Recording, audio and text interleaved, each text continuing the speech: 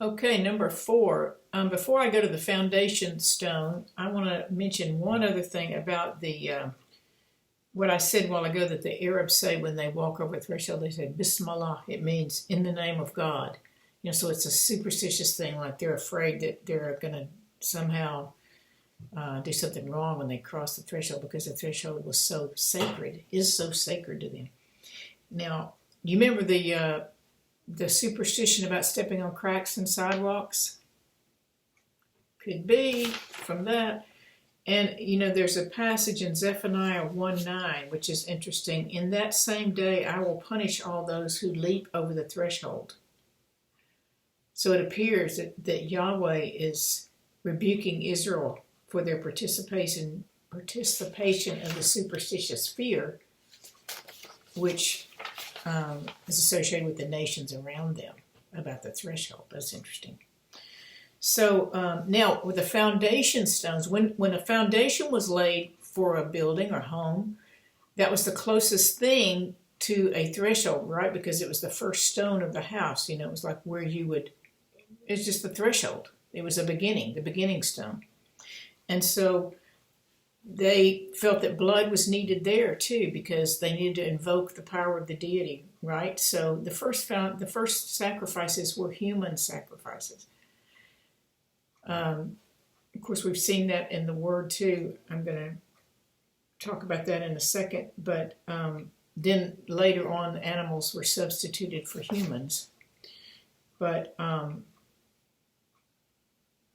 let's see. I'll talk about it now. 1 Kings 16:34 is the passage where it was fulfilled what Joshua prophesied when he said, if Jericho is ever rebuilt again, it will be built with the firstborn, with someone's firstborn.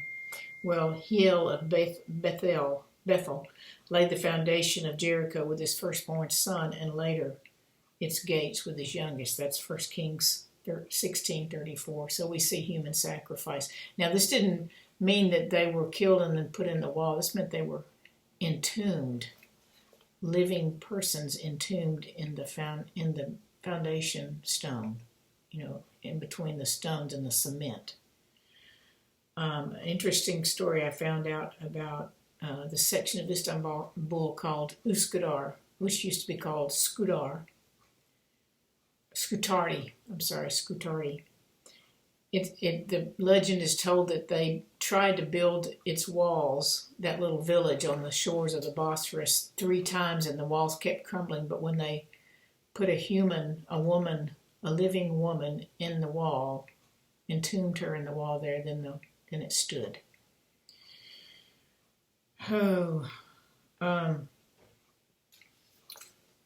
Now, here's a passage that I wanted to bring out too. Deuteronomy 6:9 says, you shall write them on the doorposts of your house and on your gates. Of course, talking about the commandments of Yahweh. These were instructions that Moses gave Israel. Deuteronomy 6:9. You write them where? On the doorposts of your house and on your gates. There we have it again, the door, the threshold. Now, I wanted to mention the red hand symbol, which you've seen, if you've ever been to Israel. I remember seeing it all over there, on Jews' homes and Arabs' homes. It's just a red hand, kind of looks like just with the fingers all together. It's bright red. That goes back to this spreading blood on the doorpost, on the lintel of the door, because that's where you see this red hand. Now you see it other places too, but it traditionally was on the doorpost or on the side of the door. The Jews and Arabs say the Jews say it's Moses, the Arabs say it's Muhammad's hand, and some of Syrian Christians call it the Virgin Mary's hand. There's also another meaning to that red hand that could be, and which is the hand of the bridegroom, because he's placing blood on the marriage cloth, which sealed the covenant of marriage in those cultures. So that's very interesting. It's also interesting because the Passover night in synagogues all over the world to this day, the book that is read is the Song of Songs, which is the song of marriage, marital love, and which the Jews believe is the marriage between Yahweh and Israel. So that's a little bit more. Now, next time I'm going to talk about that land, that covenant that God made with Abraham when he passed between the two pieces of the cut up animals in Genesis 15. Background for that.